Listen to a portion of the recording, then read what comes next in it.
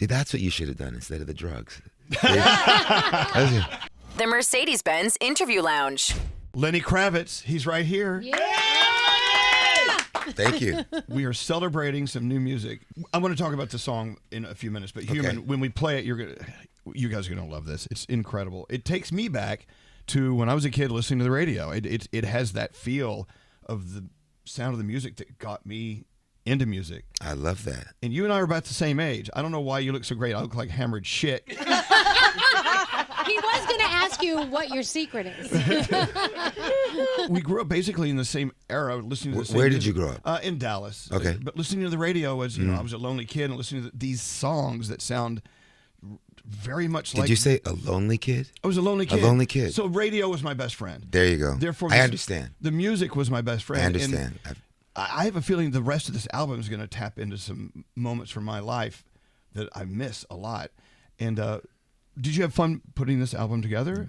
So much fun. And was it a part of the childhood influences from music that influenced you to steer in a certain direction? I mean, all the music I've ever made is you know, from what I've learned and listened to, as you say. But I feel like this record is sort of the record I didn't make as a teenager. So before Let Love Rule, which was '89, my first album, I was making music, and none of that stuff ever came out. And as I started making this record, you know, after recording, say, 2 tracks, I realized, I said, this really is reminiscent of what I was doing in high school. So somehow that spirit from that time was released. And I think it's because I had written this book called Let Love Rule that came out beginning of the pandemic about my life from birth to basically the first album to 24 years old. And I spent so much time diving into my teenage years, which I hadn't really thought about in depth, you know, in such a long time. And I think that was just released and it came into the music. And this record is that vibe. So it's always fun, but there's a lot of sort of youthful joy in this album. So from deep within your soul, this thing came out, and you didn't even know it as you were. No, it just that. But that's the that's the beauty. I never know what I'm gonna do. I go in the studio, I hang out, and I wait to see what happens. I'm just an antenna. I'm just picking up whatever I'm supposed to pick up. Let Love Rule, of course, the book you're talking about. Mm-hmm. Writing a book is it's a freaky thing in a way, right? I wrote mine too, and it's therapy, which what? I didn't realize it was gonna. Exactly. It did a lot for me, you know. Just going through so many things and you know, forgiveness and understanding, acceptance. And is there stuff that you put in it that you would say, I wish I left that out, or stuff that wasn't in it that you wish you put in it? No, I think I pretty much laid it out. Yeah. Yeah. It's the next book, the one from 24 upwards. Okay. That one gets messy. Okay. Oh, good. Yeah. Do you let people know they're in it? You go, I just want you to know you're going to be in the book. Yes. Okay. Yeah. You have to do that. I had to make a couple of those phone calls Yeah. when my book came out. They're like, "You did what?" I mean, it's okay. It's cool. But it is you examining your life. Yeah. Yeah. Almost from a third person point of view. Absolutely. And it's good for you. I think everyone has a book in them. Everyone should write a book. And I'm sure you've felt the same way. I'm going to have to read yours now. Oh, well, no.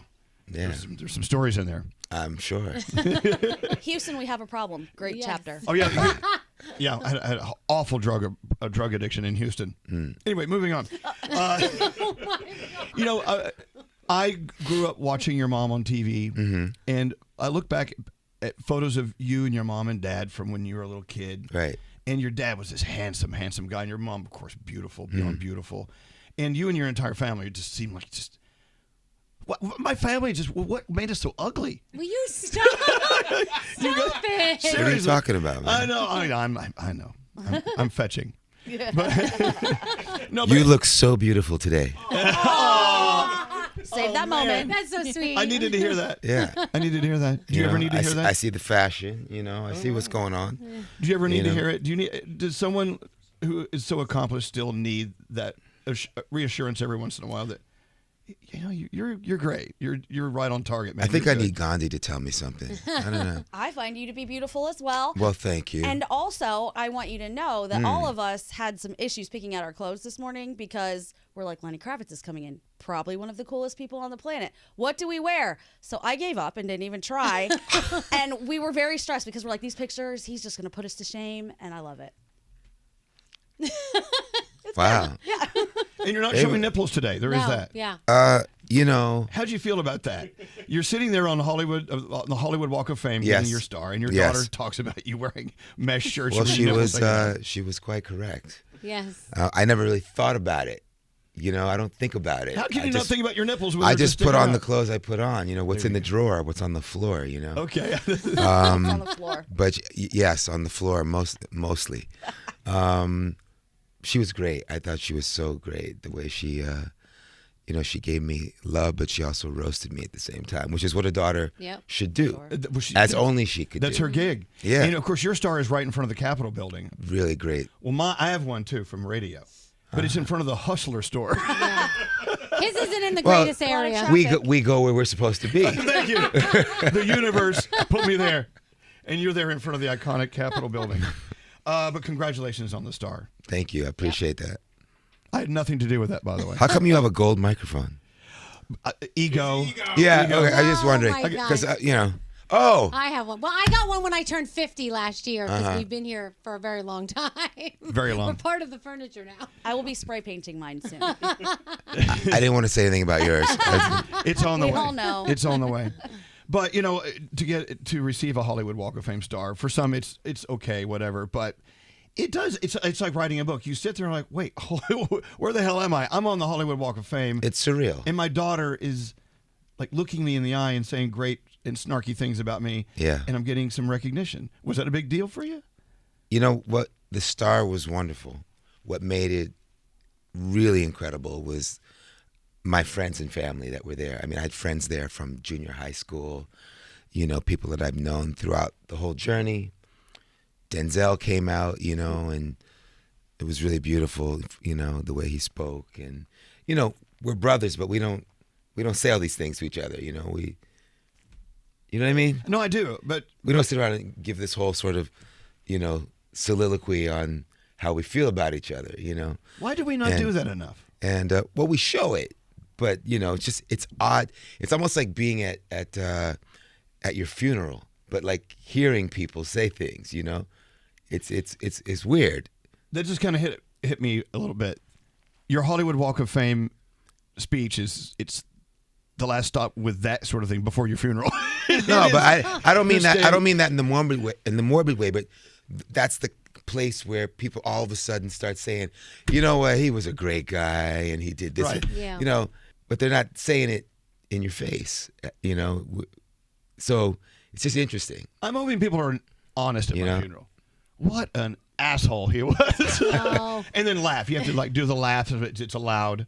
Because we all have our moments, I guess. That was why I asked for love letters for my birthday. Yeah, tell Lenny about that. So I got sick over summer. We had no idea what was going on. Thankfully, got better, and it was all good. So for my birthday this year, everybody was asking me what I wanted. And I said, I want love letters from everybody. Because you never know when maybe you're never going to get to hear that again. And I don't want them to save it all from a funeral. I want to hear it now. I want to hear all Absolutely, the love right now. we should do that. We should get together with people we love and celebrate them. When you lose someone in your life, you do have a regretful moment from time to time. God, if I'd only said this when I had them with me. That's why we have to do it while we're here and enjoy it while we're here and I'm with you. love each other while we're here. Yeah. We're about to play Human, the new single from the upcoming 12th studio album called Blue Electric Light. It's out May 24th. Making music, what does it mean to you now versus when you started releasing music? It means just as much. I'm still inspired and motivated and hungry for creativity. So, you know, I do have friends or people that I know that I see as the years have gone on, they might lose that spark and they don't feel the same about it. I absolutely do. Every time I walk into a studio, knowing that magic can be made, you know, it still excites me. The same way it did when I was a teenager, Do you have a certain which I think is incredible. Do you have a certain process, or like I know you said before, I go into the studio and I just see what happens. Yeah, I But just we had wait. See it here. Is that really what you? I just wait. I just wait until I hear it. Some people are good at keeping a schedule. You know, it's Monday, it's 10 o'clock. I'm going to go in the studio. I have lunch at this time. Then I'm going to go, and they have it worked out, and it's work. For me, I mean, can I do that? Yeah, I can, but it's not, that doesn't feel right to me. Right. So I just live. I hear things. A lot of it happens in my sleep. A lot of it comes in dreams. So I'll wake up in the middle of the night and hear a song and go to the studio or put it down on my phone until the morning, go back to sleep, and then go to the studio. Wow. Having notes on your phone, that's the best invention ever, right? Yeah. Just record it right there. With such a long, successful career, do the awards mean anything anymore? I think it's always nice when I mean, it doesn't change your work, it doesn't change your creativity, but at this point, I think it's nice to when people are offering you flowers to take the time to acknowledge it and to smell them and enjoy them. Absolutely. Because I didn't do that when I was coming up. When I was much younger, I was always moving so fast and looking forward to what was coming next. I didn't take the time to enjoy those moments. So you arrived on this planet with this torch, which was brightly lighted. Mm-hmm. What's the proper word? And a lot of people who love to create, sometimes the torch dims. Sometimes the light becomes a little more faint. Mm-hmm. And so you have to like recognize that and blow on it to make it glow again. Mm. Do you find times that where your torch is a little dim, and then but you can pick it up. You have full confidence. What do you do to like relight your torch? What is it? If ever you're finding a day where, God, I feel like I want to create today, but something's stuck in there, I can't get it out. Is there anything you do? Just get quiet. When I'm in the Bahamas, which is one of the places where I live and where my mother's family's from. That place is really great to put your feet on the ground, be in the middle of nature, the water, and it replenishes you. It feeds you. So when you're not feeling something or you feel a lack thereof, just get quiet and be in nature. I mean that works for me. Be around people that you can laugh with and just chill and cook food and laugh and talk and listen to music, and that works for me. Do you cook? Yeah. Yeah? I love it, yeah. Oh, wow. I don't do it that often, but when I do it more when I'm in the Bahamas. Mm-hmm. You feel inspired there. And also there's just not that much, to get, so you have to kind of do your own thing. But I find that it relaxes me and it takes you away from things you might be thinking about that you need to take a break from. We should take Lenny's advice and go to the Bahamas and recharge. But we'll end up at the casino at Atlantis. Does that do it for you? Getting drunk and spending all your money. I'm going to do that lazy river. That's where I'm going to find myself at. I got to play Human. I want to play this song. I want everyone to... And here's the problem with me playing it now. You may not have a copy of it on your own. The second and third and fourth listen is even more spectacular. This song just takes me to places I can't really describe, which I think I like. I think it's best not being able to identify what it is that hits the nerve. But the album, of course, May 24th. Is the whole album sort of lots of cowbells and fun? And it's all over the place. There's all kinds of sounds on it, stuff that's more rock, pop, funky, R&B, soul, ballads, couple ballads. But it has that spirit. It's a celebration. It's very up. Well, these next couple of weeks into the next couple of months with this album rolling out, you're going to hear this constant praise and some questions like, why'd you do it this way? And what inspired you to do it that way? This is that season you go through when you release a new album. You know it really well. Mm-hmm. Is there a tour on the way as well? Yes, we're starting in the summer in Europe. And, we'll be out probably for a couple years on this. Oh, wow. So you'll be hearing dates added all the time. Do you like being on the road, or does it wear you out, or a combination of both? It's hard work, the moving around and the but what really matters is that 2 hours on stage with the people that give your music life and support it, and that never gets tiresome. And I would think at this point in your career, you know when to take a break. Like you give yourself. I'm not time. sure if I know when to take a break. Really? I'm not sure. Yeah, I kind of run myself into the wall, but Right. We do what we got to do. When you go out on stage, take us there. When you go out on stage, let's say you're at the Garden or Right. wherever, you walk out there. What's the energy like when they're all there, aiming right at you with their laser beam focus? It's an indescribable high. It's see, that's what you should have done instead of the drugs. Yeah, go back. Maybe.